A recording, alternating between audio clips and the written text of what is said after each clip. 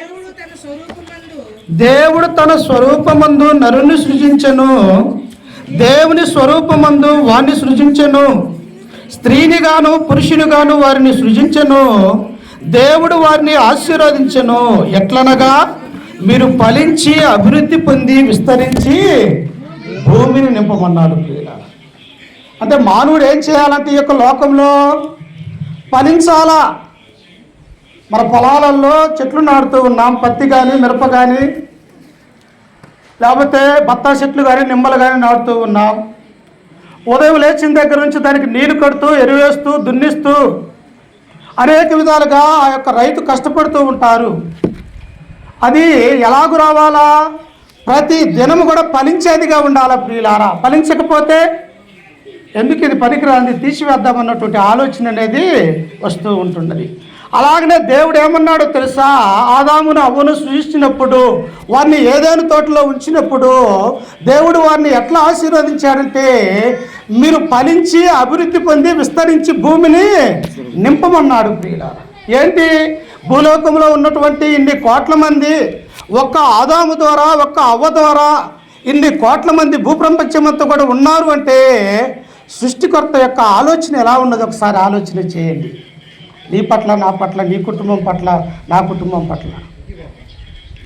అందుకనే దేవుడు అంటున్నాడు, కుమారులు కుమార్తెలు దేవుడిచ్చే విషయంలో యెషయా గ్రంథము 44వ అధ్యాయం 1వ వచనంలో మనం చదువుకున్నట్టయితే ప్రవక్త అయినటువంటి యెషయా అక్కడ మాట్లాడుతూ ఉన్నాడు. చూడండి నాతో పాటు గ్రంథంలో నుంచి యెషయా గ్రంథము 44వ అధ్యాయము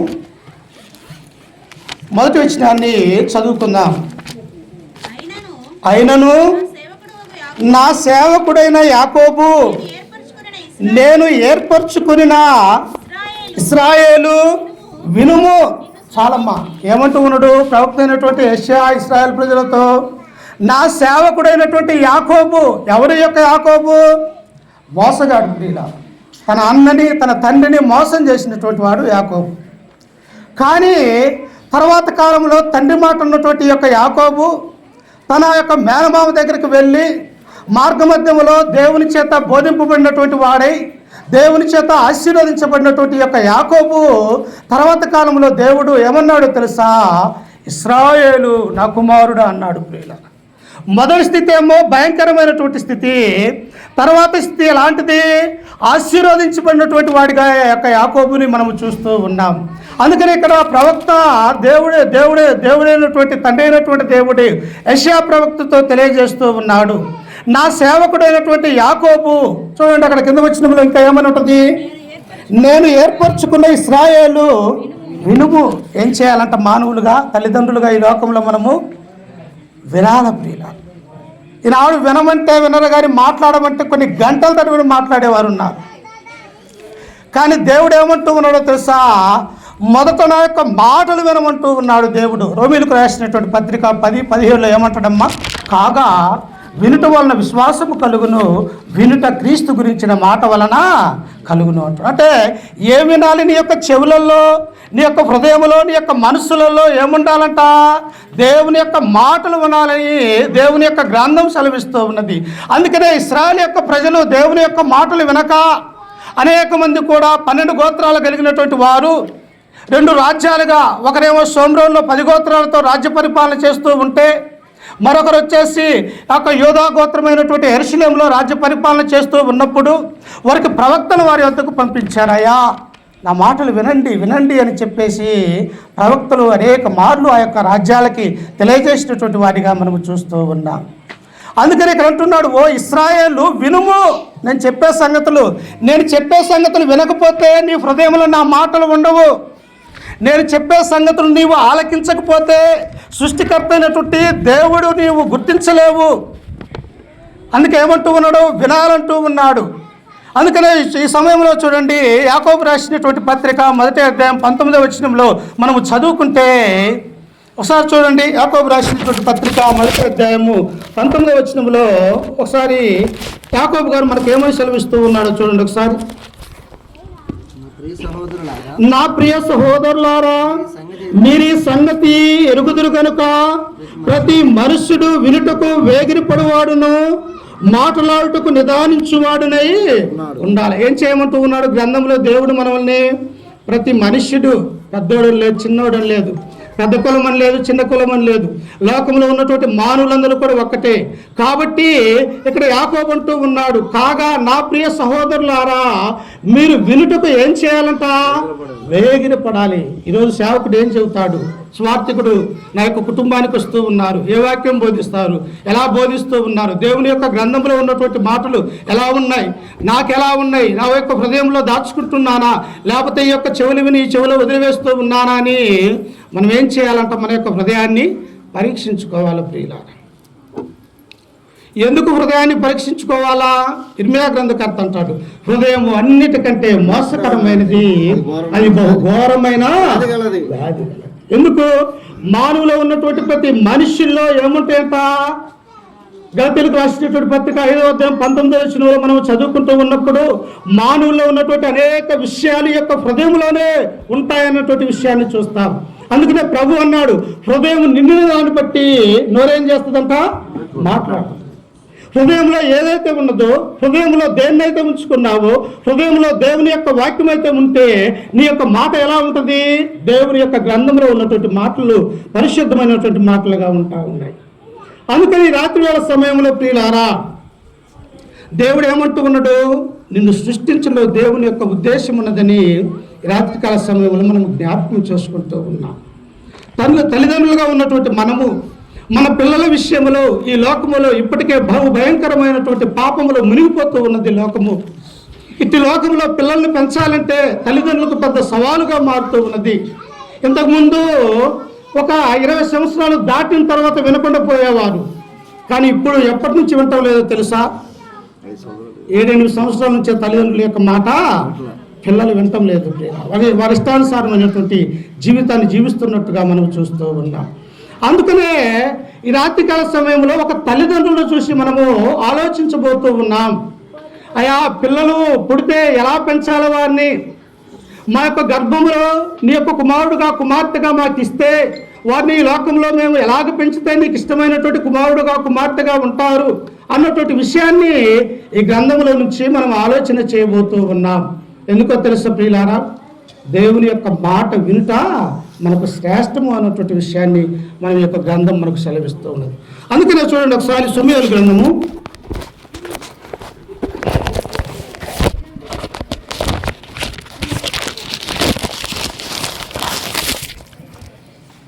15వ అధ్యాయము 22వ వచనాన్ని చదువుకుందాం. 15:22. అందుకు సమూయేలు తాను సెలవిచ్చిన ఆజ్ఞను ఒకడు గైకొనుట చూసి యెహోవా సంతోషించినట్లు ఒకడు దహన బలులను అర్పించుట చూసి ఆయన సంతోషించునా. ఏం కావాలంట దేవుడికి? సమూయేలు కాలంలో న్యాయాధిపతిగా ఉంటూ ఉన్నాడు, దీర్ఘదర్శిగా ఉన్నాడు, ప్రవక్తగా ఉంటూ ఉన్నారు. ఇశ్రాయేలు అందరూ కూడా సమూయేలును చూసి అనేక విధాలుగా వారు నేర్చుకుంటూ ఉన్నట్టుగా చూస్తూ ఉన్నాం. అయితే వారు సమూయేలు చెప్పినటువంటి దేవుని యొక్క మాటలను వదిలివేసి ఇదిగో భౌతిక సంబంధమైనటువంటి బలుల మీద పడ్డారు. ప్రియులారా, బలులు అంటే మనకు తెలుసు, ఈనాడు లేవు, కానీ ఆనాడు దేవుడిచ్చినటువంటి మోషే ధర్మశాస్త్ర ప్రకారము పురుషుడు తన కుటుంబాన్ని తీసుకుని సంవత్సరానికి 3 సార్లు యెరూషలేములోకి వెళ్ళి ఆ యొక్క దహన బలి పొట్టేళ్లను కానీ, పావురాలను కానీ, లేకపోతే మేకపోతులను కానీ ఇవన్నీ కూడా అర్పించాలి ప్రియులారా. కానీ ఇక్కడ ఏం చేస్తూ ఉన్నారంట? పురుషులుగా కుటుంబములుగా ఉన్నటువంటి వారు యెరూషలేము వెళ్తూ ఉన్నారు. దేవుని యొక్క ధర్మశాస్త్రాన్ని అక్కడ యాజకులు శాస్త్రులు తెలియజేస్తూ ఉన్నారు. కానీ వారు ఆ మాటలు వినకుండా వారు ఏం చేస్తూ ఉన్నారో తెలుసా? వారి యొక్క ఆలోచన, వారి యొక్క చూపంతా కూడా ఈ దహన బలులను ఎలా అర్పించాలా దేవునికి అని భౌతిక సంబంధంగా ఆలోచన కలిగి ఉన్నారు ప్రియులారా. ఇది గుర్తించినటువంటి సమయాలు అంటూ ఉన్నాడు. ఏమంటున్నాడు చూడు, కింద వచ్చినప్పుడు ఏమని చదువుతున్నాడు? అక్కడ ఏమంటూ ఉన్నాడు ఆయన? అయ్యా, ఆలోచించుము, బలులు అర్పించుట కంటే ఆజ్ఞను గైకొనుటయు, పొటేళ్ల క్రొవ్వు అర్పించుట కంటే మాట వినుట, దేవుని మాట వినుట శ్రేష్టం. ఎవరి మాట? లోకంలో అన్ని మాటలు ఉన్నాయి, అనేక రకాల విధాలమైనటువంటి మాటలు ఉన్నాయి, మంచి మాటలు ఉన్నాయి, చెడగొట్టే మాటలు ఉన్నాయి కుటుంబాలని. కానీ ఎవరి మాట వినాలా? దేవుని యొక్క మాట వినాలా. ఆలకించుము అన్నటువంటి విషయాన్ని ఇక్కడ మనం చూస్తూ ఉన్నాం. అందుకని ఈ రాత్రికాల సమయంలో కుటుంబాన్ని కట్టేది, కుటుంబాన్ని దీవించేది ఈ భూలోకంలో ఎవరో తెలుసా? తండ్రి అయినటువంటి దేవుడు ప్రియులారు. అందుకని 120వ కీర్తన మొదటి వచనంలో మనం చదువుకుంటే ఏమైనా ఉన్నది, యెహోవా ఇల్లు కట్టించని ఎడలా దాని కట్టువారి ప్రయాసము వ్యర్థమే. నీ గర్భం మూయబడితే నీ యొక్క కుటుంబం అభివృద్ధిలోనికి రాదు. నీ గర్భాన్ని దేవుడు తెరిస్తే, నిన్ను ఆశీర్వదిస్తే, నిన్ను దీవిస్తే నీ కుటుంబం ఏమైపోతుందో తెలుసా? అంతకు కుమారులు కుమార్తెలు మనవలు వారికి ఇచ్చినటువంటి ఆ తర్వాత సంతానం ఏమైపోతుందంటే పెరిగి ఫలించి అభివృద్ధి చెందేదిగా ఉంటూ ఉన్నది. ఈనాడు చిన్నాయన కుటుంబానికి కూడా దేవుడు ఏం చేశాడో తెలుసా?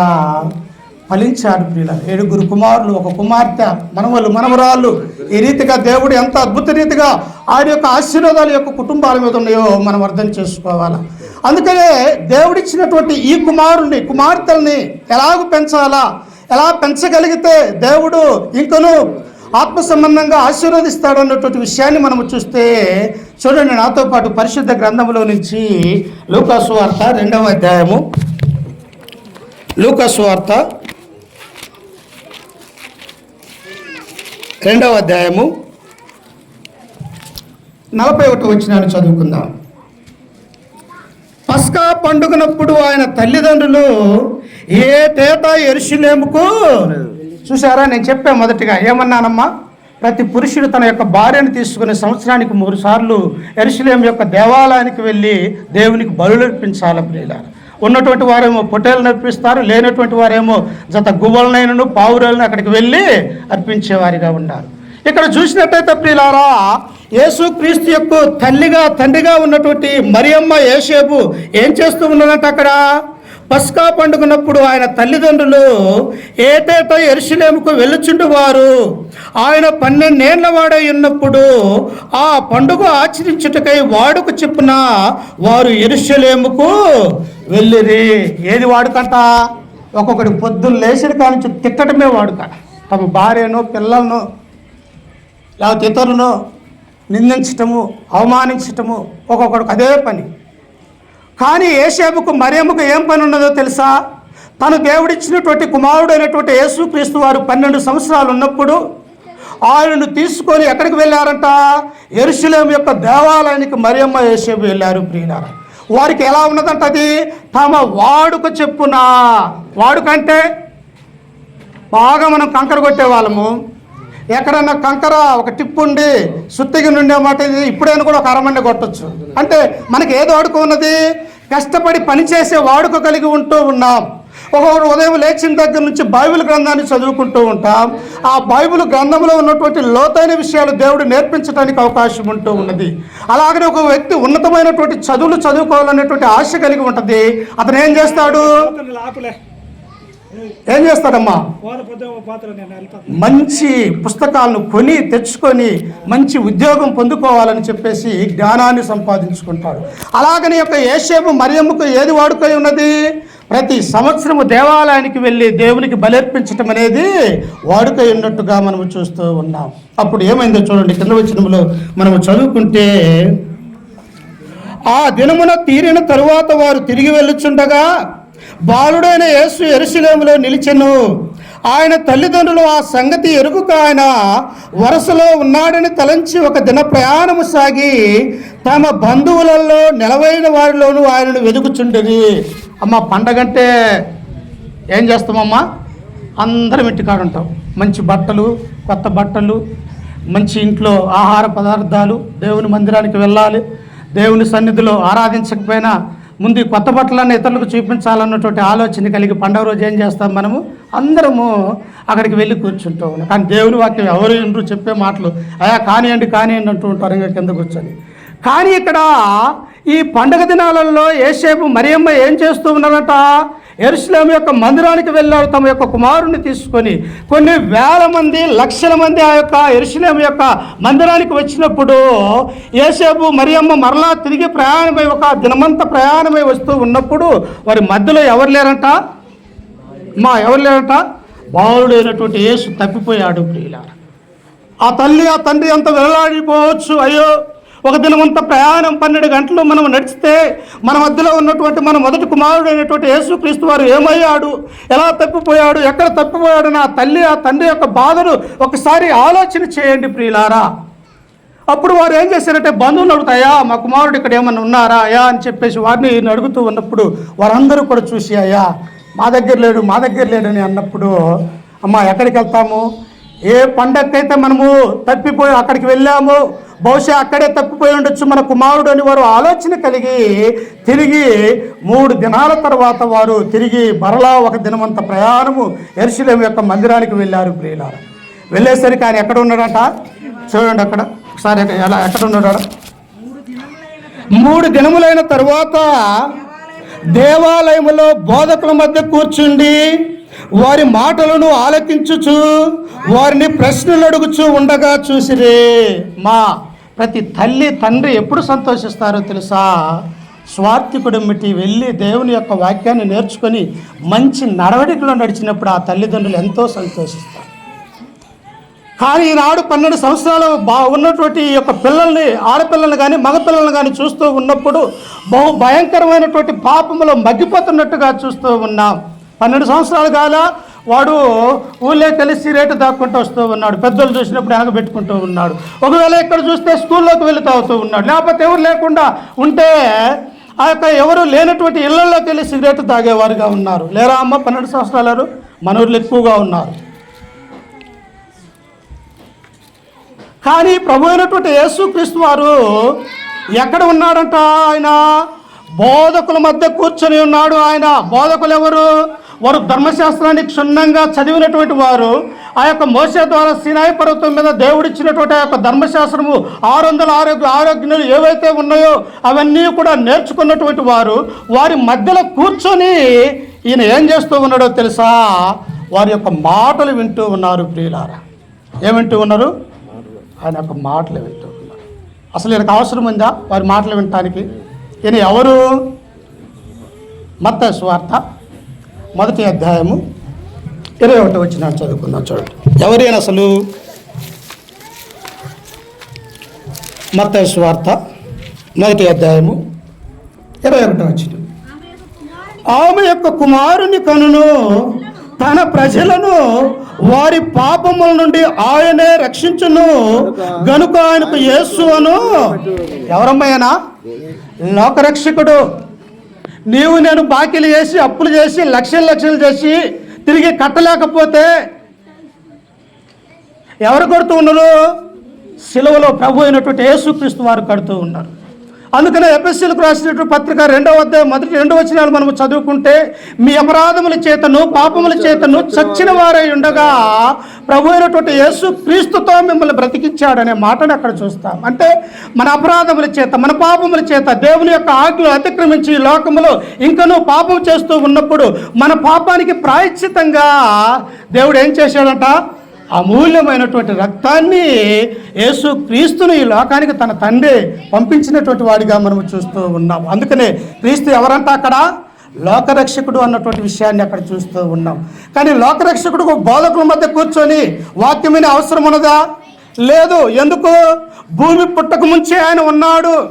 అబ్రహాము పుట్టక మునిపే, ఆదాము పుట్టక మునిపే తండ్రితో పరలోక రాజ్యంలో తండ్రి అయినటువంటి దేవుడు, కుమారుడైనటువంటి దేవుడు, పరిశుద్ధాత్మ దేవుడు, దేవదూతలు అక్కడ ఉన్నారు.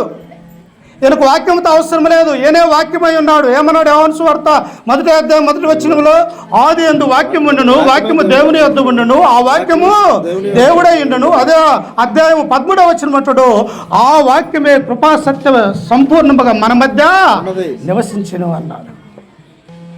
ఏ వాక్యం అమ్మా? ఏ వాక్యము? ఈ గ్రంథమే యేసుక్రీస్తు వారు. అందుకని యొక్క బాలుడైనటువంటి యేసుక్రీస్తు వారు ఎక్కడ ఉన్నారంట? బోధకుల మధ్య కూర్చొని వినుచున్నారు. నేను అందుకే మొట్టమొదటిగా చెప్పా, వినాలా దేవుని యొక్క గ్రంథాన్ని స్వార్థకుడు చెబుతూ ఉన్నప్పుడు ఆలకించాలా? ఎలా ఉన్నది ఇలా చెప్పేది? సత్య సంబంధమైనటువంటి స్వార్థ, లేకపోతే అబద్ధమా, లేకపోతే బైబిల్లో ఉన్నదా, ఇది బైబిల్లో లేనిదా అని ఏం చేయాలో కూర్చున్నటువంటి మీరు పరిశీలన చేయాలా. అందుకని అపోస్తుల కార్యములు 17వ అధ్యాయము 11వ వచనప్పుడు, వీరు తెస్సలోని కంటే గనులై ఉండురు కనుక పౌలు శీలలు చెప్పుచున్న సంగతులు అలాగూ ఉన్నవో లేవో అని ప్రతి దినము వారు ఏం చేస్తూ ఉన్నారట? లేఖనాలను పరిశీలన చేస్తూ ఉన్నారు. నువ్వు చేస్తూ ఉన్నావా? గుడ్డిగా నమ్ముతూ ఉన్నావా? లేఖనాలు పరిశీలన చేస్తే నీకు అర్థమైంది. అందుకని ప్రభు అన్నాడు, ఇదిగో నా యొక్క మాటలు చెవుగలవాడు వినుడుగాక అన్నాడు. అమ్మ చెవుల్లో అందరికీ సృష్టి ధర్మంలో దేవుడు మానవుడికి శిరస్సు ఇచ్చాడు, కాళ్ళు చేతులు ఇచ్చాడు. అలాగనే ఈ మానవుడికి కావాల్సినటువంటి ప్రతి అవయవాన్ని కూడా దేవుడు తన యొక్క శరీరముతో, తన యొక్క చేతులతో నిర్మించబడినటువంటి వారిగా మనము చూస్తూ ఉన్నాం. కానీ ప్రభు ఏమంటూ ఉన్నాడు? ఈ చెవులు కలిగినటువంటి వాడు నా మాటలు విన్నాడు. ఏ చెవులు అవి? ఏ చెవులయ్యి? దేవుని యొక్క వాక్యాన్ని వినే చెవులని గుర్తు చేసుకోవాలి. అందరికీ ఉండే రెండు చెవులు, కానీ వాక్యం వింటూ ఉన్నామా?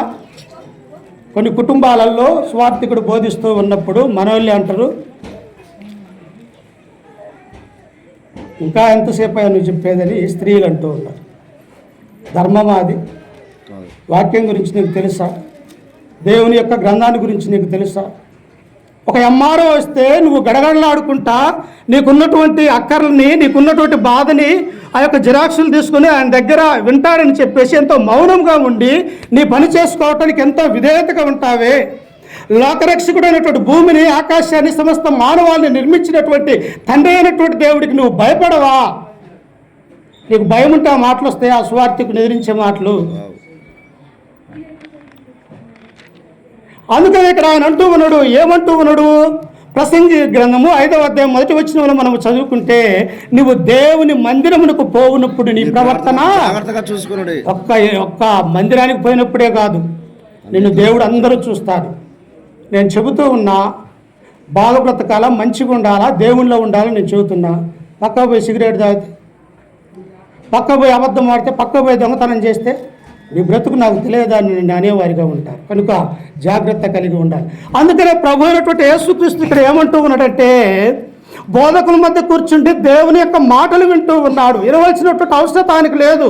ఆయన లోకరక్షకుడు, సర్వోన్నతుడు, ఆది సంభూతుడు, ఆయన పరిశుద్ధుడు, కృప కలిగినటువంటి వాడు, దేవుని యొక్క కుమారుడు, రక్షకుడు. ఎన్నో బిరుదులు ఉన్నాయి ఆయనకి. కానీ బోధకుల మధ్య కూర్చొని ఆయన యొక్క మాటలు వింటూ ఉన్నారు. మీ పిల్లలు అలా వింటూ ఉన్నారా? ఒక్కళ్ళన్నా చెప్పగలరా? అయ్యా, మందిరాలలో ప్రభువాక్యం బోధించబడుతున్నది. ఉదయాన్నే లేచి 10:30 అయితే 10 గంటలకు వెళ్ళాయా, పరిచర్య చేయి, చాపలై, కుర్చీలై, వచ్చేవారికి ఏదన్నా నీళ్ళు అవసరమైతే నీళ్లు పెట్టు. పరిచర్య గొప్పది ప్రియులారా. అప్పుడు చూడండి, తిరిగి లూకాసు వార్తకు వద్దాం, ముగించుకుందాం. లూకాసు వార్త 2వ అధ్యాయము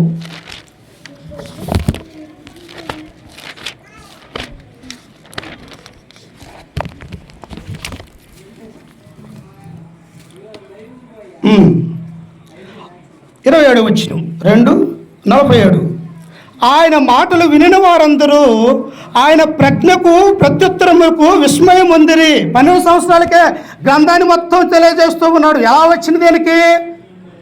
తల్లిదండ్రులతో ఉన్నాడు, ధర్మశాస్త్రం గురించి తెలిసినటువంటి వాడిగా ఉన్నాడు, ప్రవక్తల గ్రంథాలు తెలుసు, క్రొత్త నిబంధనలో గ్రంథము రాయకముందే ఏం జరుగుతున్నాయో అవన్నీ కూడా ఆయనకు తెలుసు.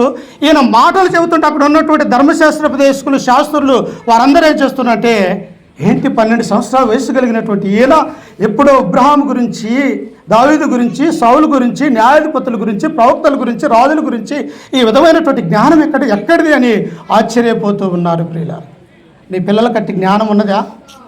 జ్ఞానం ఎవరిస్తారు? దేవుడిస్తాడు ప్రియులారా. అందుకనే ఈ కింద వచనంలో మనం చదువుకుంటే చూడండి, ఆయన తల్లిదండ్రులు ఆయనను చూసి మిక్కిలి ఆశ్చర్యపడిరి. ఆయన తల్లి, కుమారుడా, మమ్మును ఎందుకు ఇలాగు చేసితివి? ఇదిగో నీ తండ్రియు నేనును దుఃఖపడుచు నిన్ను వెతుకుచుంటుమని ఆయనతో చెప్పగా. దుఃఖం కాదమ్మా పిల్లోడు తప్పిపోతే, పిల్ల తప్పిపోతే దుఃఖం కాదు. 1 గంట కాని రాకపోతే ఎటుపోయారు, లేకపోతే ఏ తొట్లో పడ్డారు, లేకపోతే ఎవరన్నా తీసుకుని వెళ్ళిపోయారు, కిడ్నాప్ చేశారని ఎంతో బాధపడేవారిగా ఉంటున్నాం. 3 రోజులైంది కనిపించాల ప్రభు అయినటువంటి యేసుక్రీస్తు వారు బోధకుల మధ్య కూర్చున్నాడు. అప్పుడు తల్లి అయినటువంటి మరి అంటూ ఉన్నది, కుమారుడా, ఎందుకు నీవు ఇలాగు చేసితివి? మాతో పాటు ప్రయాణించవలసినది కదా, నీవు మాతో పాటు మా చేయబట్టుకొని రావాల్సినటువంటి వాడివి కదా, నీవెందుకు ఇక్కడే ఆగిపోయావని తల్లిదండ్రులు బాధపడి అడుగుతూ ఉన్నప్పుడు ఆయన ఏమన్నాడు తెలుసా? ప్రభు చూడండి, ఆ కింద వచ్చినప్పుడు ఏమన్నాడు ఆయన 49, మీరెలా నన్ను వెతుకుచుంటది? నేను నా తండ్రి పనుల మీద ఉండవలనని మీరు ఎరుగరా? ఇది మన యొక్క పని. పుట్టిన ప్రతి పురుషుడు, స్త్రీ కూడా ఎవరి పని మీద ఉండాలా? దేవుని పని మీద. దేవుడిని నిన్ను ఉద్దేశించట్లో, నిన్ను జన్మించట్లో ఆయన యొక్క ఉద్దేశం అదే. తప్పిపోయినటువంటి ఆదాము నవ్వును తిరిగి తీసుకొని రావటానికి ఆయన దేవుని యొక్క సంకల్పాన్ని ఏర్పాటు చేసినట్టుగా మనం చూస్తూ ఉన్నాం. అలాగనే పుట్టినటువంటి ప్రతి మానవుడు, స్త్రీ కావచ్చు, పురుషులు కావచ్చు, ఏం చేయాలంట? తండ్రి అయినటువంటి దేవుని పని మీద ఉండాలి ప్రియులారా. కానీ ఈనాడు తల్లిదండ్రులు పిల్లలు ఏం చేస్తూ ఉన్నారో తెలుసా? దూషిస్తూ ఉన్నారు, తిడుతూ ఉన్నారు, కొడుతూ ఉన్నారు తల్లిదండ్రులు. తప్పు కదమ్మా అది. చూడండి ఒకసారి యెషయా గ్రంథము. అలా తిట్టే వాళ్ళని, తన్నే వాళ్ళని, తల్లిదండ్రులు దూషించే వారిని గ్రంథం ఏమంటూ ఉండదు ఒకసారి చూడండి. యెషయా గ్రంథము 45వ అధ్యాయము 9వ వచనాన్ని చదువుకుందాం. 45:9.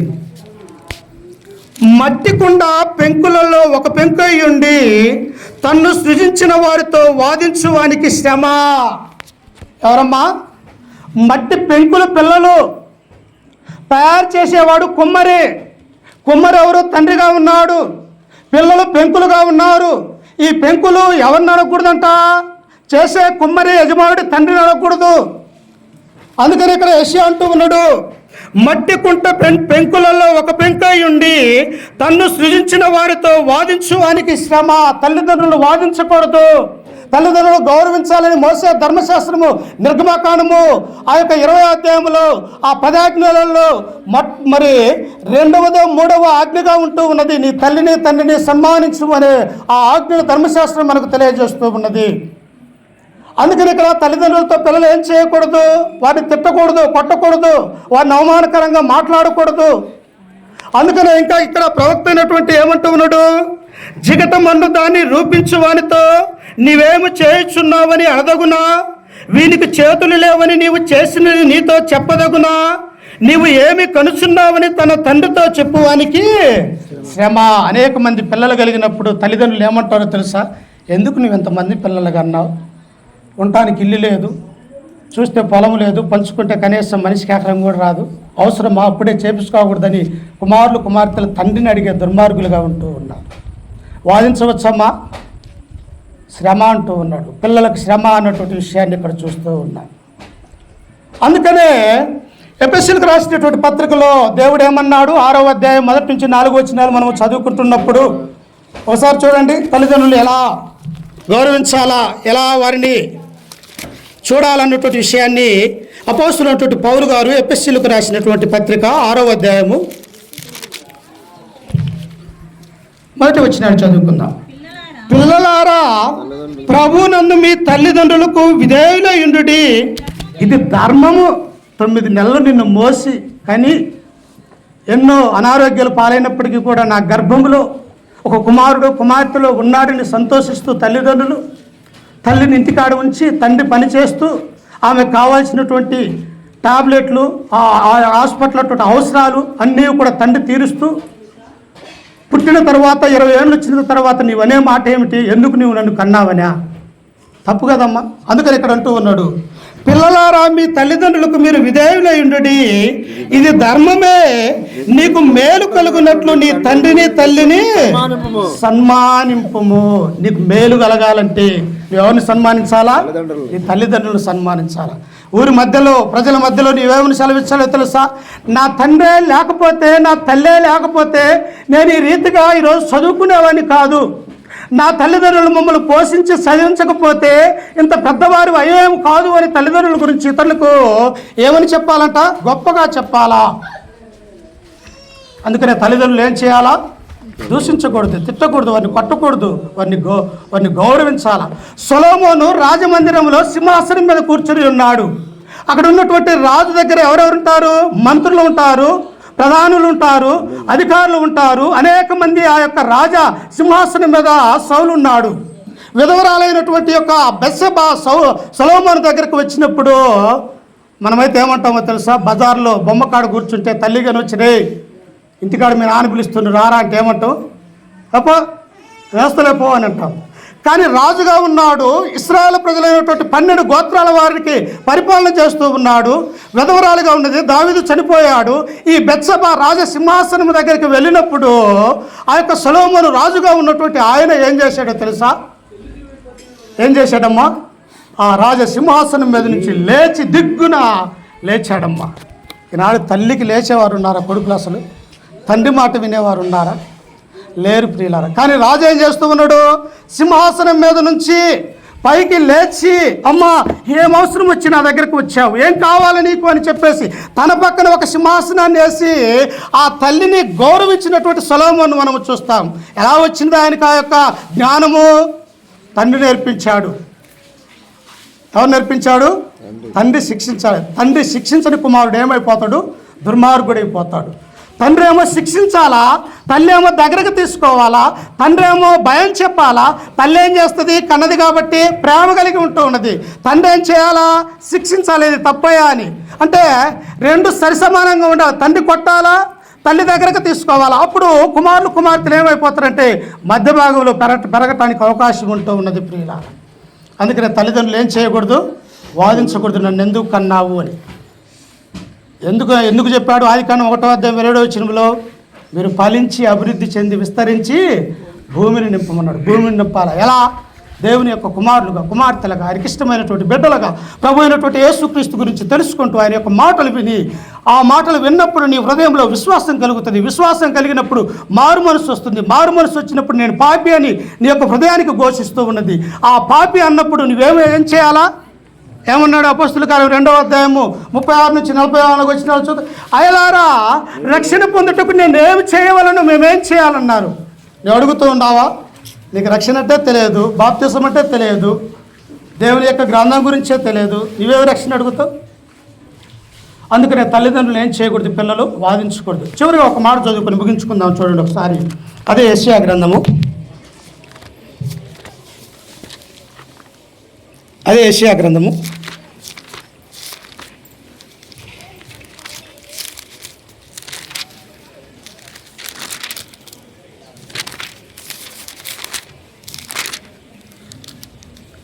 29:16 చదువుకుందాం. 29:16.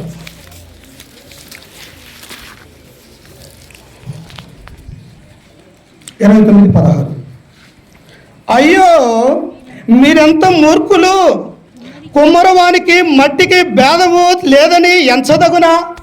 మా కుమ్మరవాని పని ఏంటంట? మంచి మట్టిని తీసుకురావటము, మట్టి బాగా తొక్కటము, పిసకటము, ఆ మట్టిని జిగటగా వచ్చేటట్టు తయారు చేయటము. ఆ తర్వాత కుమ్మరవాని పని ఏమిటి? అతడు అవసరమైతే బాణను తయారు చేస్తాడు, అవసరమైతే కూజను తయారు చేస్తాడు, అవసరమైతే వంట పాత్రలు తయారు చేస్తాడు, అవసరమైతే త్రాగటానికి నీళ్లు కలిగినటువంటి చెమ్మును అతను తయారు చేయగల సమర్థుడు ఎవరు? కుమ్మరి. తండ్రి అయినటువంటి దేవుడు. ఒకడు అంటాడు, నాకెందుకు వికలాంగులను ఇచ్చావు దేవు అని బాధపడతా ఉంటాం. దేవుడు నీకు ఇవ్వాలా, నువ్వు పోషించబడాలని దేవుని యొక్క ఉద్దేశం ప్రియుడా. అందుకని ఇక్కడ ఏమంటూ ఉన్నాడు ఆయన? కుమ్మరవానికి మట్టికి భేదము లేదని ఎంచదగున, చేయబడిన వస్తువు దాన్ని చేసిన వాడిని గురించి ఇతడు నన్ను చేయలేదనవచ్చునా, రూపింపబడిన వస్తువు రూపించిన వాడిని గురించి ఇతనికి బుద్ధి లేదని అనవచ్చునా. దేవుడు అచ్చిబాబుకు, కోటేశ్వరమ్మకు దేవుడిచ్చిన 2 కుమారులు కుమార్తెలు దేవునికి ఉద్దేశం ఎలా ఉన్నదో మనం చెప్పలేం ప్రియులారా. నీ పిల్లల విషయంలో, నా పిల్లల విషయంలో దేవుని యొక్క సంకల్పము ఎలా ఉన్నదో మనము చెప్పలేము. ఏమవుతారో వాళ్ళు, ఎట్టి ఉద్యోగస్తులు అవుతారో, లేకపోతే ఎంత జ్ఞానం కలిగినటువంటి వారు అవుతారో మనం ఎవరము కూడా చెప్పలేము. కానీ మనం ఏం చేయాలా? ఆయన సన్నిధిలో ఉండాలా, ఆయన సన్నిధిలో పెంచబడాలా. అందుకనే సామెతల గ్రంథం 22:6 అంటాడు, ఏమంటాడే? బాలుడు నడవలసినటువంటి త్రోవను వాడికి నేర్పు, పెద్దవాడైన దాని నుండి మనం నేర్పించాలి. ఈ రాత్రికాల సమయంలో ఎంతో ప్రయాసతో పనికి వెళ్ళినప్పటికీ కూడా, 6 గంటల దాకా పని చేసినప్పటికీ కూడా